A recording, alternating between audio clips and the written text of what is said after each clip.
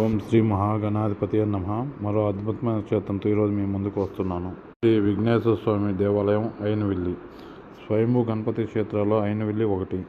కృతయుగం నుండి నెలకొని ఉన్నట్లు చెప్పబడుతున్న ఈ స్వయంభూ గణపతి అత్యంత మహిమాన్వితుడు. పవిత్ర కోనసీమలో అయినవిల్లి గ్రామంలో స్వయంభూగా నెలకొని ఉన్నది శ్రీ విఘ్నేశ్వర స్వామి వారి దేవాలయం.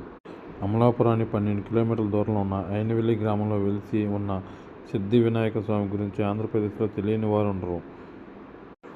ఈ సిద్ధి వినాయకుని భక్తిగా తలుచుకొని ఏ కార్యం తలపెట్టినా జయప్రదంగా నెరవేరుతుందని భక్తుల నమ్మకం. ఈ అయినవిల్లిలో గణపతికి గరిక పూజలన్నా కొబ్బరికాయ మొక్కులన్నా ఎంతో ఇష్టం. అందుకే ఈ క్షేత్రం గరిక పూజలకు కొబ్బరికాయ మొక్కులకు పెట్టింది పేరైంది. ఏటా ఇక్కడికి వచ్చే భక్తులు తమ మొక్కుల రూపంలో స్వామివారికి సమర్పించే కొబ్బరికాయల సంఖ్య దాదాపు 20 లక్షలు దాటే ఉంటుంది. ఈ సిద్ధి వినాయకుడు తన కృపా కటాక్షాలతో భక్తుల కోరికలు తీరుస్తూ ప్రతి సంవత్సరం నిరూపిస్తూనే ఉన్నాడు. దక్షిణాంధ్రలో కాణిపాకం ప్రసిద్ధి చెందినట్లు ఉత్తరాంధ్రలో అయినవిల్లి ప్రసిద్ధి చెందింది. కృతయుగం నుండే నెలకొని ఉన్నట్లు చెప్పబడుతున్న ఈ స్వయంభూ గణపతి అత్యంత మహిమాన్వితుడు. అయినవిల్లిలోని సిద్ధి వినాయకుడు స్వయంభూడు. ఈయన కాణిపాకం వినాయకుడి కంటే ముందే ఇక్కడ కొలువై ఉన్నాడని చెబుతారు.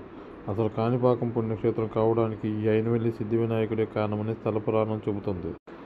ఇక్కడ నిత్యం లక్ష్మీ గణపతి హోమం చాలా ఏళ్లుగా జరుగుతూ ఉంది. అదేవిధంగా ప్రతి ఏడాది లక్షల సంఖ్యలో స్వామివారికి పెనులతో అభిషేకం చేయించి వాటిని విద్యార్థులకు సమర్పిస్తారు. హాయ్ ఫ్రెండ్స్, ఈ క్షేత్రం నచ్చినట్టుంటే లైక్ చేయండి, సబ్స్క్రైబ్ చేయండి. ఓం శ్రీ మహాగణాధిపతియే నమః.